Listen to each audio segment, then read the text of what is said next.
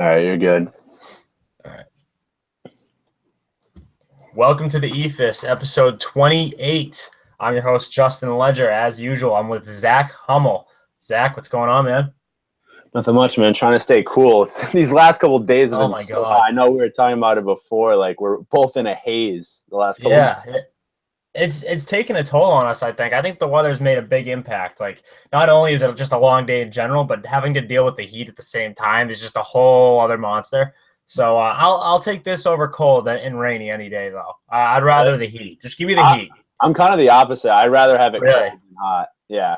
The way I look at it is I would rather have like the option to jump into a pool or something, like cool off, jump in the shower maybe and cool off that way. But like when you're freezing, you're freezing. There's really no way to heat up unless you blast the heat in your house. Otherwise, you're fucked. That's Guy who was red hot. Nice little segue here. Guy who was red hot this past week was Scooter Gennett. At least in one game he was. 4 home run game for the Reds. Most people probably couldn't tell you who Scooter Gennett was, what position he played, anything about him. But he's a second baseman for the Reds, filled in for Brandon Phillips. I think he wears Brandon Phillips' old number, so that's a nice little shot to Phillips there. Phillips isn't too happy about that, by the way. But anyway, Scooter Gennett, 4 home run game. I think he's the 17th player ever to do that in the major leagues, which is you're in quite a class when you get that accomplishment. I will take a 4 home run game over the cycle. I will take a 4 home run game over a no-hitter. Probably not over a perfect game, but over a no-hitter. I think it's an insane accomplishment, so props to Scooter Gennett for that.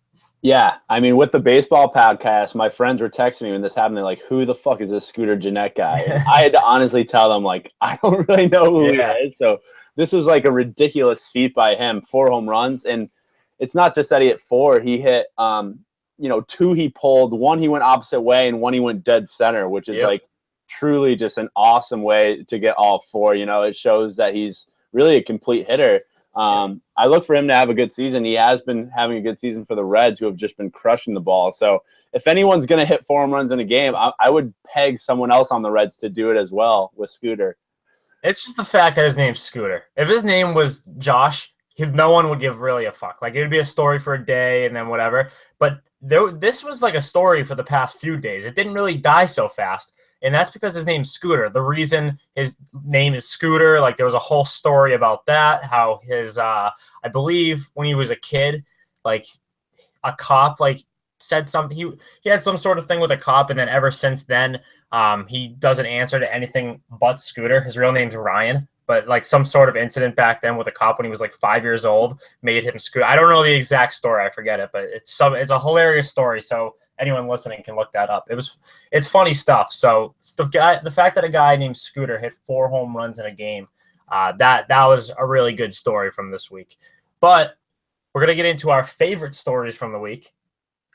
You can start with this one. What was your favorite story from the past week? Yeah, mine kind of has a political spin. Obviously, James Comey had his hearings, and it kind of went viral that John McCain asked him a couple questions that just made absolutely no sense. And after the hearings, you know, the reporters went up to John McCain, who's an avid D-backs fan, like an Arizona guy, and they were like, they were kind of asking, like, what the hell happened out there? Like, you were just asking questions that made no sense. And he said the Diamondbacks have been playing well, so he blamed it on staying up late watching the D-backs. So, I mean, the D-backs are having a great season. John McCain's tuning in. And so much so that he's so into the D-back season that he has one of the biggest trials in like American politics history the next day, and he's staying up till like midnight to catch the end of a June D-backs game. You know what though? I went to the Red Sox last night. Great game. It went late. Went to the 11th inning. Stayed a little late. Had a few alcoholic beverages, and I'll tell you one thing. Any reason I'm a noodle for this podcast is because of that game. I mean, like, obviously, if you're going to stay till like 1 a.m., you're going to be like a groggy guy the next day. But I don't blame John McCain for this. I don't care how late this game went. I don't care. I mean, the D-backs are playing really well right now. So John McCain, I think, has a valid excuse here. No, I agree. The reason I'm saying that is because I'm using the exact same excuse right now. So if I say anything else about John McCain, that makes me look bad. Yeah, I mean, totally agree with you. D-backs haven't been playing well like the last couple of seasons. They're hot. McCain's tuning in. This guy's bedtime is probably 8 o'clock on a normal night, being Right. like a 75-year-old guy. So he stayed up late. You know, he fucked up. He admitted it. But the D-backs are hot, and that's all he really cares about. He doesn't care about, treason by Trump. He cares about the D-backs. They're hot. No, yeah, that's exactly the case. I have no problem with John McCain because me and him kind of deal with the same thing right now. My favorite story for the past week, it's a feel-good story, not so much a funny one. The Colorado Rockies. We just keep talking about the Rockies for good reasons on this show. Chad Bettis, one of their better pitchers, is cancer-free. Awesome story. Really, really glad to hear. We mentioned this a few weeks ago when he talked about his diagnosis, and it was kind of a sad story. Kind of a sad thing that was bringing all the optimism that came along with the Rockies, kind of bringing that down a notch. So now, really no reason not to be optimistic about this Rockies team because now Chad Bettis is healthy. Hopefully he stays healthy. Best wishes to him. Would love to have him on the podcast too. He seems like an awesome guy. And pretty much everyone on the Rockies, I would just love to have them on. Yeah. Is he like planning on coming back this season, or it's not even a chance at this point?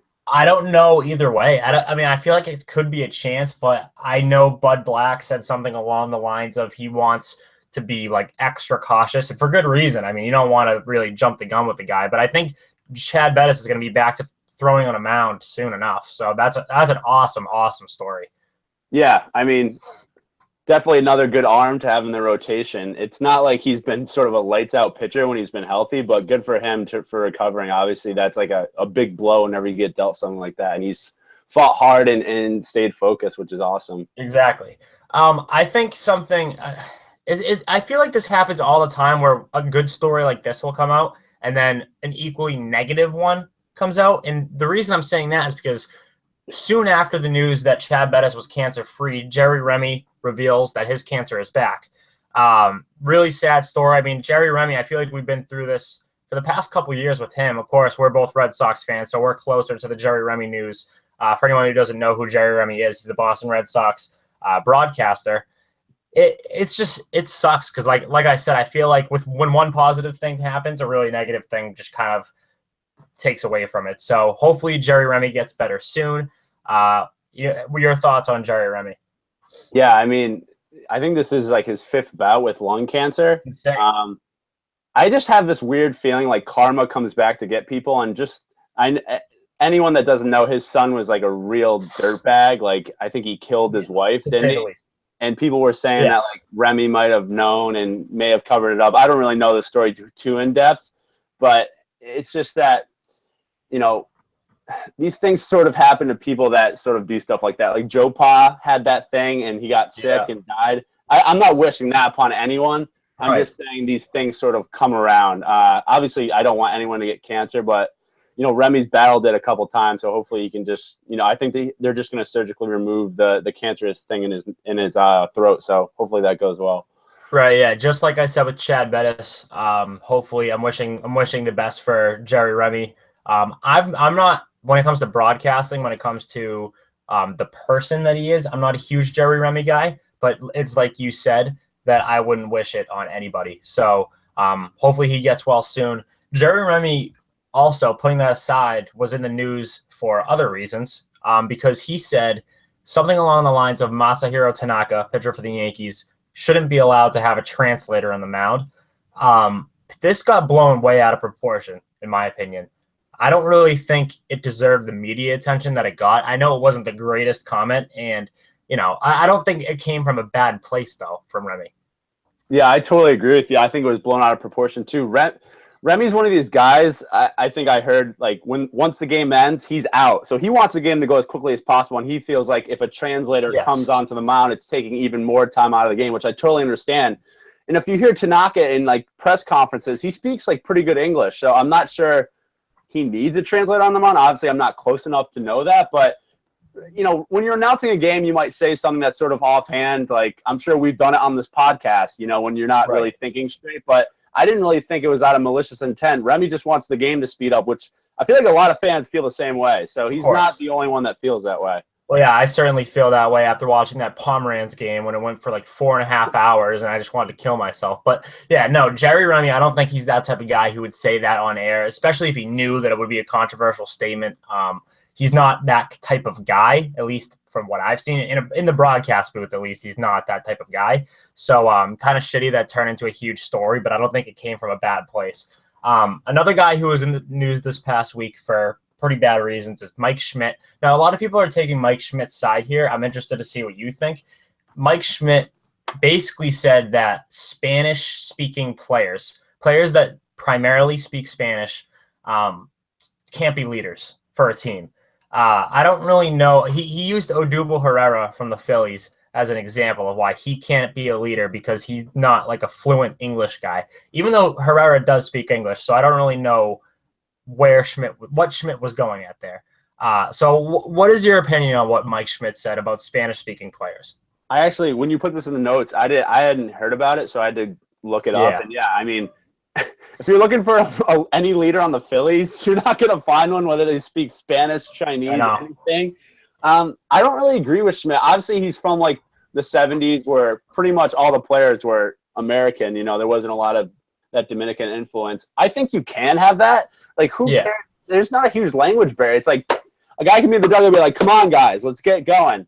Right. I'm not sure if this is a comment on them, you know, not being able to speak English and sort of verbalizing that to the teammates, or he's saying Dominican players are sort of lazy and not leaders. I don't know what he really meant by that. I think he was more talking about the language barrier. He's saying the language barrier is too much to overcome in the clubhouse, which I completely disagree with. Yeah, I completely disagree. That's just a guy that's sort of off his rocker in his out old of touch. days. Yeah, we said about Remy, we don't think he really means to be racist.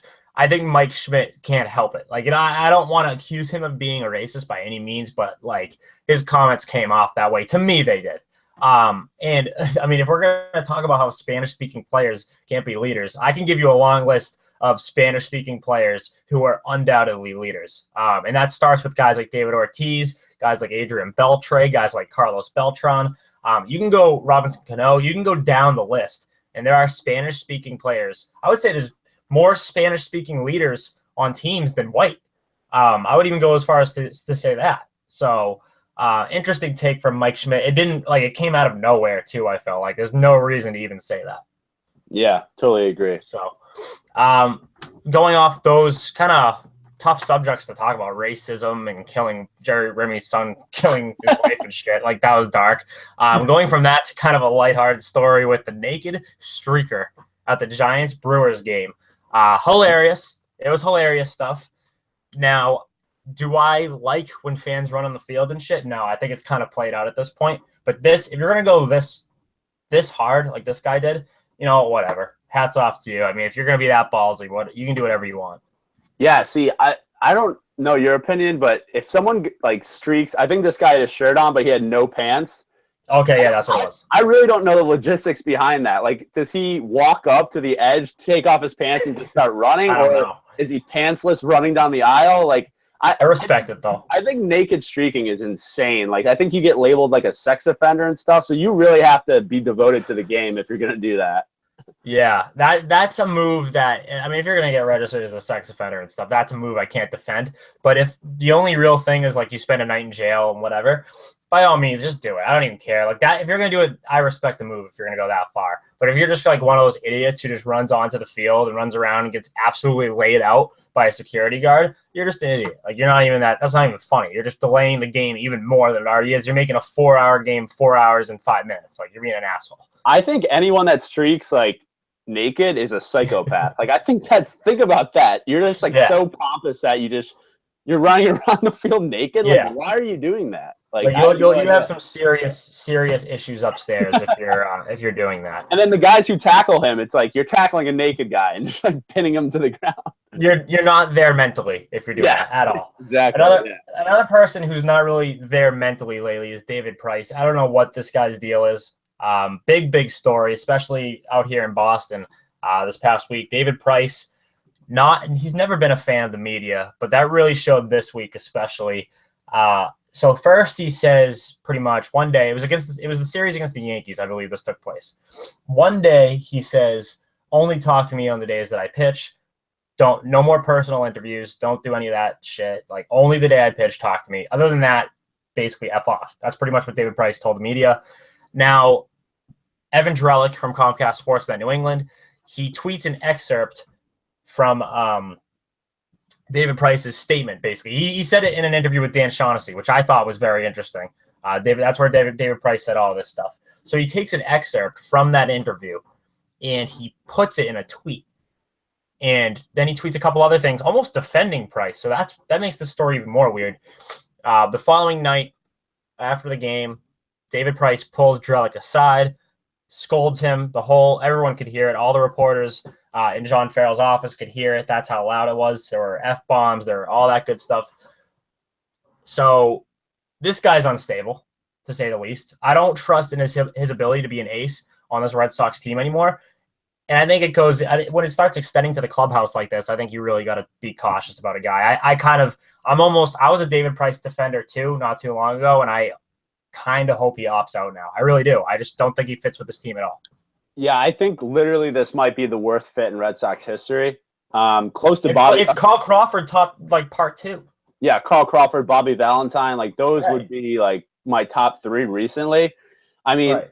He came out off the DL and had 2 decent starts. Then, he went to Yankee Stadium and got absolutely shelled. So I could really care less about the off-the-field stuff if he's performing on the field. But it seems like that off-the-field stuff's like flooding into the on-the-field stuff. You could kind of sense it in his play. Well, yeah, he got rocked the next night. Yeah, he looks frustrated and pissed off. And once you start letting that happen, you're a done deal. So I agree with you. I hope he opts out. I don't want to see him again in Boston. I mean, we gave him all this money and he hasn't lived up to one iota of it. So yeah, I wrote a little blog on it, and basically what I said in it is you can shut everybody up with your performance. You go out there and you're an ace for the rest of the season. Like, you don't have to talk to the media. You made that very clear. You don't want to do that. So ignore it now.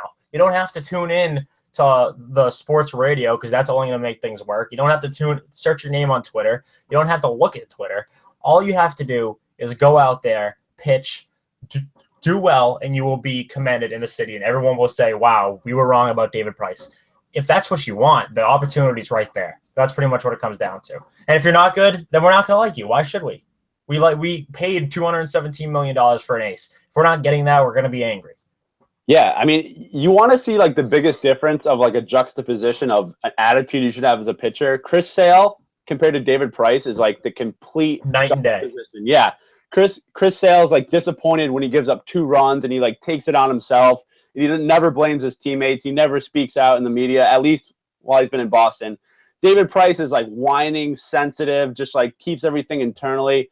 It's the complete opposite of the way an ace should act. So I hope this doesn't happen, but I'm curious how Sale would react if he finally got the chance to perform in the postseason and got shelled. And then because the media would rip him after, saying he's not good in the postseason. They would jump to conclusions, saying all that stuff. So I'm interested to see if that happens, how Sale would react to it, because that would tell a lot about him as a person. Because he's not as out there as Price. David Price, we know he's a sensitive guy. We know he looks at social media all the time.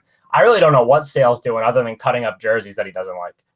Yeah, I really have no idea what that guy's up to. I just know he's a psychopath. I know he's a competitor, though, and I don't think Price is. He won't. The successful people battle through adversity. I don't think Price does that. I think he quits. Like, yes. That's just what he is. So. When Price lets up like 5 runs in the 3rd inning, he's mentally checked out. Exactly. He doesn't say we can still win this game. He doesn't think to himself, I can still bounce back from this. He would be a terrible NFL quarterback because he has the longest term memory of all time when it comes to being terrible. So that's David Price. Hopefully he figures it out. He probably won't. Another guy who just hasn't figured it out is my dud of the week. So we're on to duds of the week. I'll go first here. Jared Eichhoff from the Philadelphia Phillies. He pitched last night. So I saw him up close and personal when I went to the game. And this guy, I thought he was supposed to be like a good starter for the Phillies at the beginning of the year. Because last year was his coming out party, and he was a little better last year, but he doesn't even have a win on his record this year. I'm not a pitching wins guy, but when you're 0-7, that's pretty blatant. Like, that shows. So he's 0-7 with like a +6 ERA. He's not good. So that's my dud of the week. Yeah, I had a friend at the game last night too, who's a Phillies fan and like follows the team like kind of middling. And he came up to me last week. He's like, Jared Eichhoff is terrible. Like he said that to me like off the cuff. He's like, Eichhoff is like the worst pitcher we He's so have. bad. And I was like, I can't disagree with you. He's terrible. When you're 0-7 with a +6 ERA, you're not very good. That's kind of common sense. And surprisingly, like he was a better starter last night. Like Porcello got rocked too. So yeah. Eichhoff actually wasn't. He was bad last night, but he wasn't like terrible. Porcello was terrible last night. Yeah. Another guy. Porcello was almost my dud of the week. I want to leave off of that. Porcello's been awesome. Yeah, he's that could be a future candidate. One more bad start and he's right there for sure. My dud of the week. I love to hate this guy, but I also loved him when he was on the Red Sox. John Lackey. Oh yeah, he's out of that rotation, right? Yeah, I think they announced that today. I mean, he got shelled by the Mets yesterday. I saw something about it yesterday, something along the lines of he's got to be out of the rotation now. So probably. Yeah, he is 38, so like he's probably at the tail end of his career. But last 2 starts, he's given up 9 earned runs. He's got almost 5.5 ERA. I mean, when the Mets are shelling you with that offense, you have big issues. And he's still obviously yelling F-bombs on the mound, getting pissed at himself when he gives up absolute bombs. That will never not be funny. I was just about to say that will never get old. Yeah, I love that. I live for that kind of stuff. Yeah, hilarious. So yeah, John Lackey. I mean, it's safe to say that he's at the tail end of his career. So you probably. I mean, I don't know if he's ever going to be on Don't Call It a Comeback, but we do have a Don't Call It a Comeback this week, or I should say you do. So I'll let you go for Don't Call It a Comeback. Yeah, Saturday the Rangers played the Nats, which that's an interesting interleague series to me. Like I kept an eye on it. I think the Rangers swept them, which was. I mean, good for the AL. The best team in the NL just got swept by like a shitty AL team. So right. So the Nats went into the 9th inning up 3-1. They bring in Coda Glover, who's been sort of lights out for the Nats this year. Chu hits a bomb. Shin-Soo Choo hits a bomb. Mazzara hits a double, ties it up 3-3. Then Robinson fucking Chirinos, 3-run dinger in the 11th. Chirinos, Rangers win. So don't call it a comeback. Rangers come back to beat the first place Nats. So I just thought it was an awesome game, and that the Rangers, you know, they haven't played well this year, but they at least battle every game, which is respectable in my mind. Yeah, I'm never on the Rangers bandwagon, but they just keep winning games when you don't expect them to win games. That's kind of the Rangers' MO. You can call it luck, you can call it whatever you want, but they find ways to win. And it almost bugs me because I've been so anti-Texas Rangers for the past year and a half, and they just keep proving me wrong. They're on Don't Call It a Comeback right now, so they've proven me wrong once again. I don't even have a Don't Call It a Comeback, so I'm just going to say same, and then we'll move on to When You're Hot, You're Hot. So When You're Hot, You're Hot. I will go first. Mine is Matt Kemp, one of the bright spots in the Atlanta Braves. He's been pretty damn good this season. Especially as of late. So Matt Kemp, former San Diego Padre, former Dodger, now with the Braves, and is kind of in a leadership role now. He's a role player, I guess, on that team. No one really thought he would be that great this season, and he is. I mean, he's been very, very solid. One of the bright spots on a team that's going absolutely nowhere and is a complete train wreck. Speaking about the Braves, real quick, I almost put Bartolo Colon on the dud list because that guy is done too. I mean, his career is pretty much over, and it sucks. I don't think I'm ever going to throw Bartolo Colon on the dud list because he's, in my mind, in my mind, he's never going to be a dud. That guy is a legend. So yeah, he could be pitching bad, but off the field, he's probably killing. He's the man. So. Yeah. So When You're Hot this week is Matt Kemp for me. Yeah, the Braves actually, I kind of like what they're putting together. Once they get Freddie Freeman back, they're like a kind of a scary lineup to pitch to with Matt Adams now. If you saw my tweet on the Eephus, slim down Matt Adams is looking good. Yeah, what the hell's up with that? I didn't even recognize him. I did not even know he lost 50 pounds. Yeah, I didn't either.